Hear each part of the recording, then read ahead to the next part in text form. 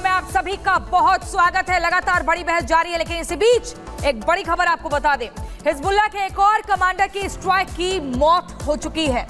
देर रात बेरूत हमलों में मारा गया नबील कोक, नसरुल्लाह का बेहद करीबी।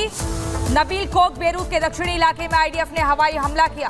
नसरुल्लाह के मारे जाने के बाद भी बेरूत पर इजराइल के हवाई हमले लगातार जारी है। और आपको बता दें, एक और कमांडर की मौत की जानकारी मिल रही है, जो कि नसरुल्लाह का बेहद करीबी बताया जाता है। देर रात बेरूत हमलों में मारा गया कमांडर नबील कोक। और इसी बीच एक और बड़ी खबर अपने नसरुल्लाह के साथ मारा गया। IRGC कमांडर हमले के वक्त नसरुल्लाह के साथ मौजूद था। कमांडर ईरानी सरकार ने कमांडर की मौत की पुष्टि कर दी है। एयर स्ट्राइक के समय नसरुल्लाह के बंकर में मौजूद था IRGC का डेप्यूटी कमांडर अब्बास नीलो फॉरशन। ये बड़ी जानकारी आपको दे रहे हैं। अब्बास नीलो फॉरशन भी मारा गया नसरुल्लाह के साथ।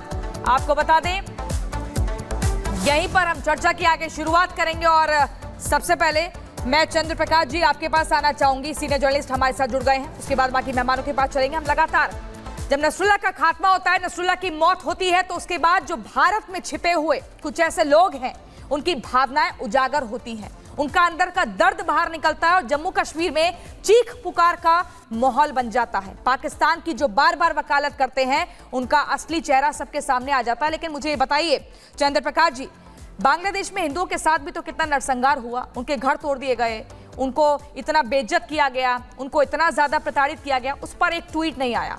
और इस मामले पर लंबा चौड़ा ट्वीट और लंबी वकालत की जा रही, क्यों?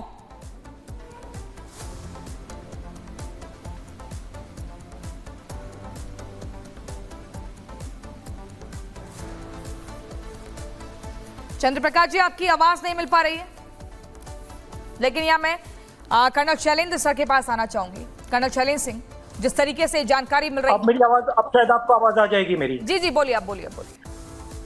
देखिए, मेरा ये इसमें एक बात है कि भारत उन देशों में था जिससे सबसे ज्यादा ISIS में लड़ने के लिए लोग गए थे भारत से।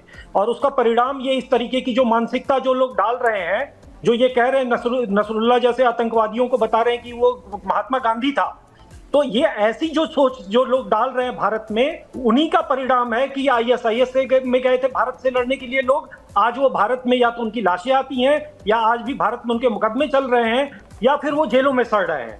तो ये जो भारत के रेडिकल्स हैं, ये हमारे लिए बड़ी चिंता की बात है। नसरुल्लाह मारा जाए, कोई उसका साथी मारा जाए, वो एक अंतर्राष्ट्रीय खबर है, वो ठीक है। लेकिन ये जो भारत में उनके बैठे हुए हितैषी हैं, ये एक बड़ी चिंता है, जो हमारी सिक्योरिटी एजेंसी को सोचना होगा। पर बैठकर ये चिंता बढ़ा रहे हैं। चैनल पर बैठकर एक आदमी नाथूराम गोडसे की बात कर रहा है, और वो गांधी से बराबरी कर रहा है नसरुल्लाह की। ऐसे लोग इस देश में कहां से आ रहे हैं?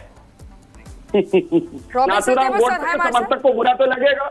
भतीजे लगते होंगे आप नाथूराम गोडसे के, भतीजे होंगे आप नाथूराम गोडसे पर नहीं हो रही ना। सैयद जवाद जी, दिक्कत आपके साथ यही है, आप होंगे, सवाल का जवाब नहीं देते हैं, डिरेल कर देते हैं पूरी बहस। बुरा लगा आपको?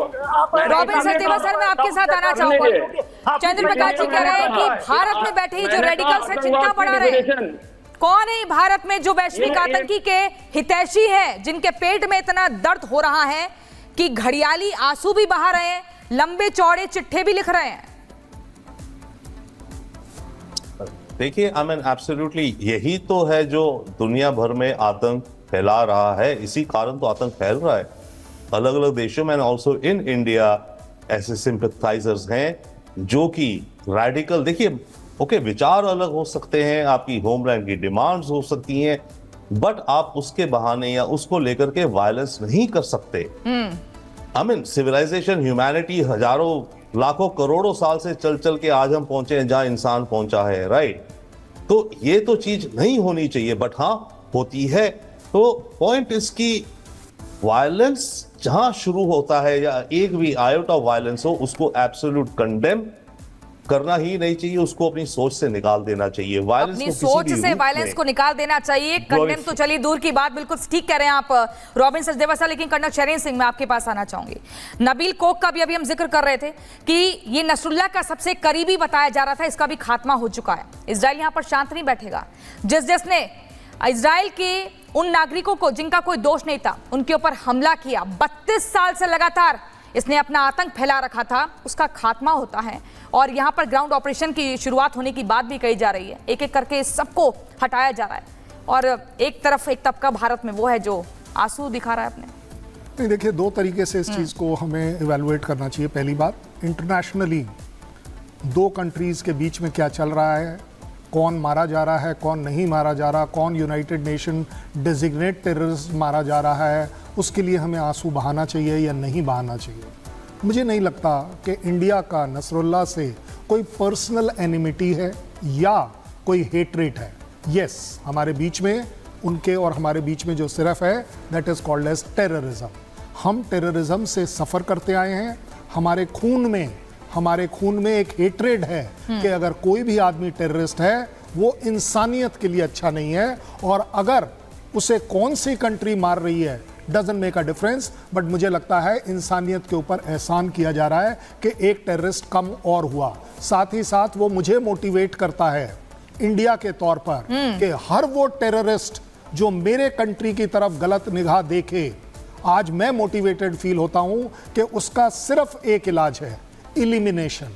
मैं सिर्फ अपने कंट्री के लिए नहीं, पूरी दुनिया के लिए अच्छा करूंगा कि हाफिज सईद को एलिमिनेट कर पाऊं, मसूद को एलिमिनेट कर पाऊं। ये मेरे अपने डिक्लेयर टेररिस्ट तो है नहीं, ये तो दुनिया के डिक्लेयर टेररिस्ट हैं। और तो और even Hafiz Saeed, Masood Azhar, Burhan Wani, Osama bin Laden और नसरुल्लाह, इनको एलिमिनेट करना बिल्कुल ठीक कहा आपने सर। लेकिन एक बड़ी खबर अपने दर्शकों को बता दें, हिजबुल्लाह चीफ हसन नसरुल्लाह के उस बंकर की तस्वीर एक सामने आई है जिस पर इजराइल ने हमला कर नसरुल्लाह को मौत के घाट उतारा था।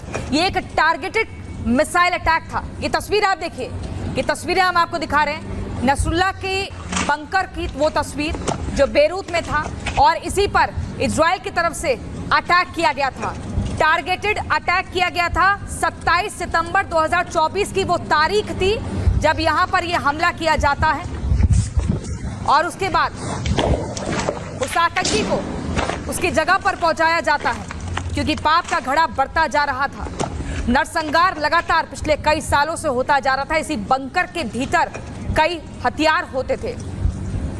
यही वो बंकर है जिसमें नसरुल्लाह छिपा हुआ था। इसी बंकर के भीतर रणनीति बनती थी, हथियार छिपाए जाते थे और यहीं से हमला किया जाता था। इसी बीच एक और बड़ी खबर अपने दर्शकों को हम बताएंगे। इस तस्वीर को दिखाने के बाद इजराइल के प्रधानमंत्री नेतन्याहू का बड़ा ऐलान, लेबनान पर पूरी ताकत से हमला करेंगे। इसी हफ्ते शुरू करेंगे मिलिट्री ऑपरेशन। लेबनान में हिजबुल्लाह के ठिकानों पर हमला करेंगे। सीधे तौर पर क्लैरिटी मिल चुकी है यूके देवनाथ सर, हम हमला करेंगे, ग्राउंड ऑपरेशन की शुरुआत करेंगे। और यहाँ पर देखिए, ये क्लियर संदेश है। ये अभी यहाँ मामला शांत नहीं हुआ है। उसके बाद मैं आऊंगी कर्नल शहीन साहब के पास। जी हाँ, नेतन्याहू और आईडीएफ के जो टॉप कमांडर है बहुत ही क्लियर हैं कि अभी जो हमला हो रहा है ये तो जस्ट शुरुआत है। हाँ। इसके बाद आईडीएफ की जो ग्राउंड फोर्सेस हैं वो उत्तर में ब्लू लाइन को क्रॉस करके बेका वैली की तरफ कूच करेंगी और बेरूत की तरफ कूच करेंगी, जैसा कि उन्होंने 1982 में बेका वैली ऑपरेशन के टाइम किया था और 2006 में भी किया था जब आईडीएफ जो है बेरूत तक पहुंच चुकी थी। इसका बहुत बड़ा रीजन ये है कि हिजबुल्लाह के जो छुटभैया कमांडर्स हैं, उनके जो छोटे छोटे हथियारों के गोदाम हैं वो खेतों में, खलियानों में, दूर दराज के क्षेत्रों में फैले हुए हैं और उनको जमीन पर जाके डिटोनेशन फ्यूज लगाकर उड़ाना बहुत ही जरूरी है।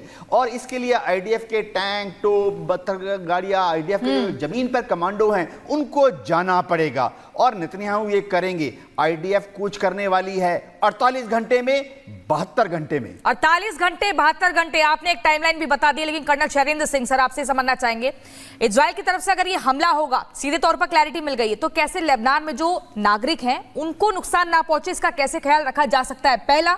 दूसरा, जिन बंकरों की तस्वीर हम दिखा रहे थे, इनको कैसे तैयार किया जाता है, इनके भीतर क्या कुछ हो रहा होता है, इसको लेकर क्या जानकारी? मैं आपको पहले जो पूछा है वो उसको सॉर्ट आउट कर लें कि अगर किसी भी तरह का अटैक होता है, जो अटैक चल रहा है इस समय, aerial attack, missile attack, ground operation, इसको मैं बोलता हूं ये डिग्रेडेशन ऑपरेशंस है।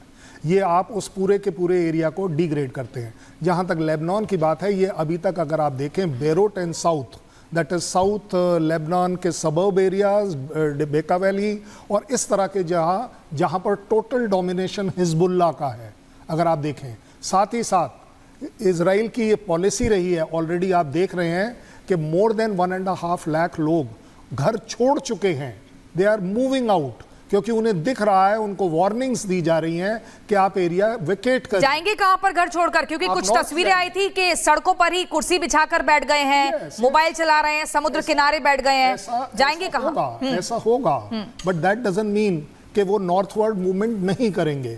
लोग जो आपको जो दिखाई जा रही हैं फोटोज, जो लोग वीडियोस भेज रहे हैं, जी। दोस आर डेलिबरेट वीडियोस कि हम जाएं कहां। Just to get sympathy?